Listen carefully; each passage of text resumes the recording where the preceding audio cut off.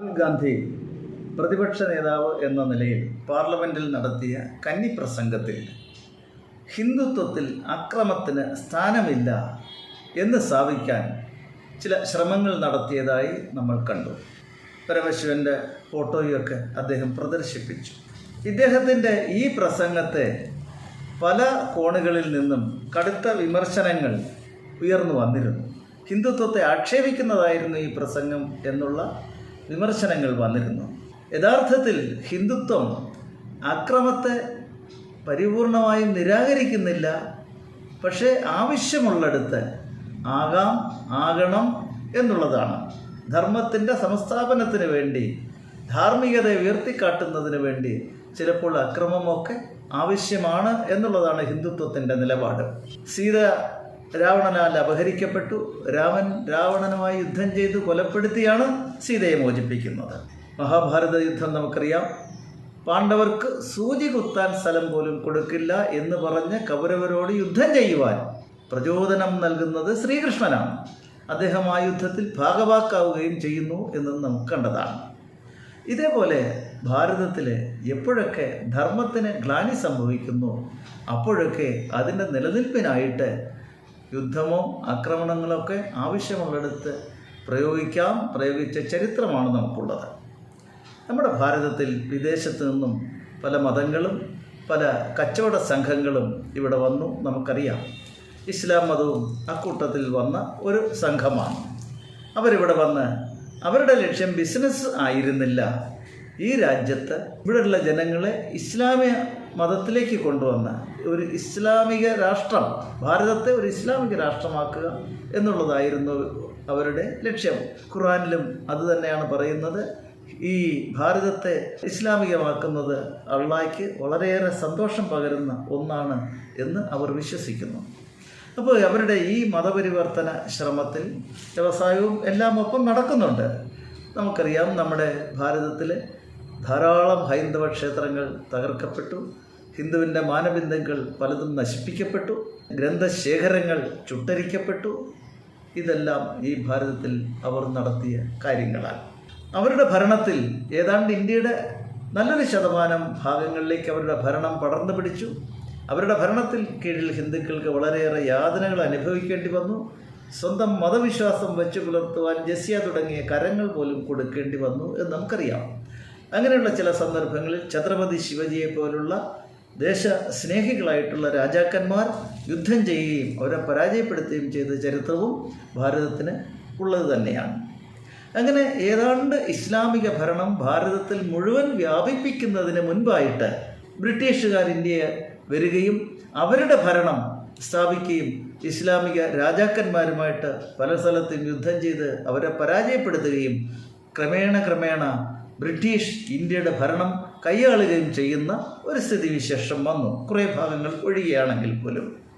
അങ്ങനെ അവരുടെ ഭരണത്തിൽ വന്നതോടുകൂടി ഈ രാജ്യത്തിൻ്റെ മുഖച്ഛായ ഒന്ന് മാറിയെന്ന് തന്നെ പറയാം. നിരവധി പുരോഗമനാത്മകമായിട്ടുള്ള പ്രവർത്തനങ്ങൾ ഇവിടെ നടന്നു. റെയിൽവേ, കമ്മ്യൂണിക്കേഷൻ, പാലങ്ങൾ, അങ്ങനെ ഒട്ടനവധി ഡെവലപ്മെൻ്റൽ ആക്ടിവിറ്റീസ് ഇവിടെ നടന്നു എന്ന് നമുക്കറിയാം. ഭരണ സംവിധാനം വേറൊന്നായിരുന്നു.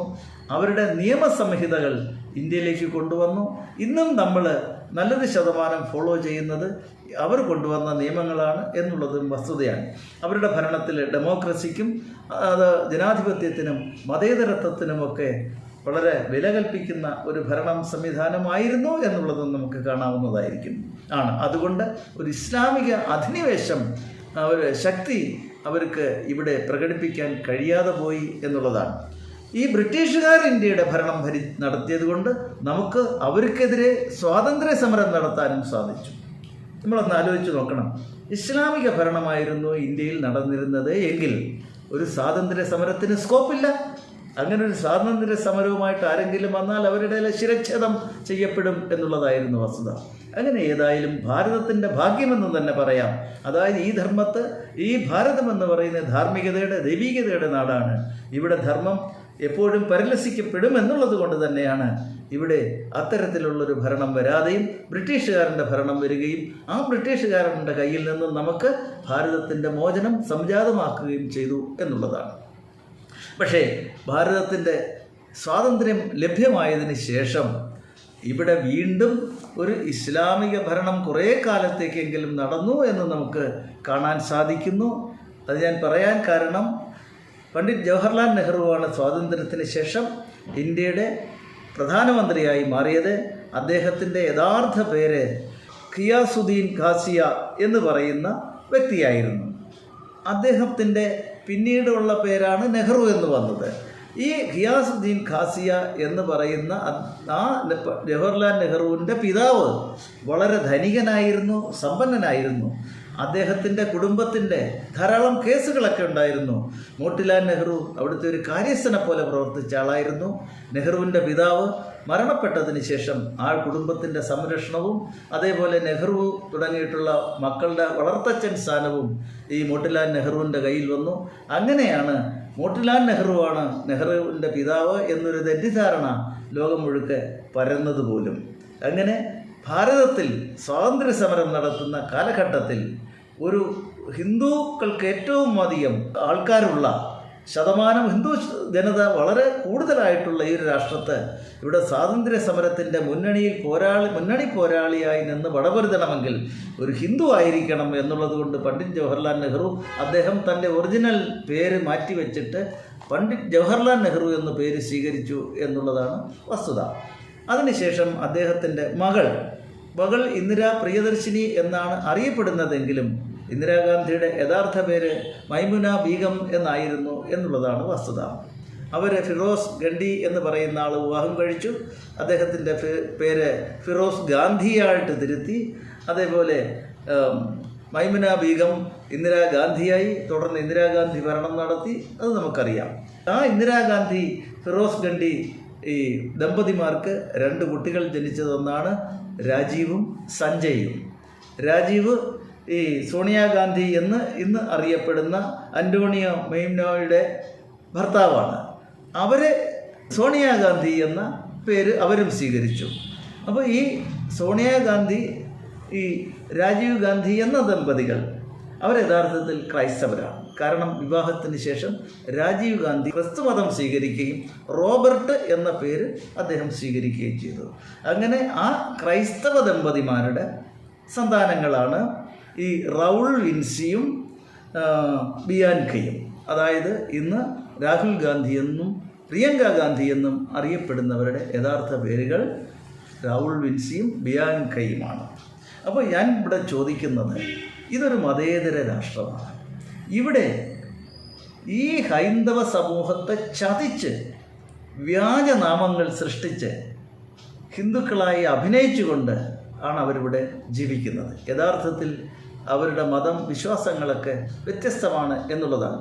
എന്തുകൊണ്ട് രാഹുൽ ഗാന്ധി ഹിന്ദുക്കൾ അക്രമം ഉപേക്ഷിക്കണം, നടത്താൻ പാടില്ല എന്ന് പറയുന്നത് എന്ന് ചോദിച്ചാൽ, രാഹുൽ ഗാന്ധി ആ ഇസ്ലാമിക പാരമ്പര്യത്തിൽപ്പെടുന്ന ഒരാളാണ്.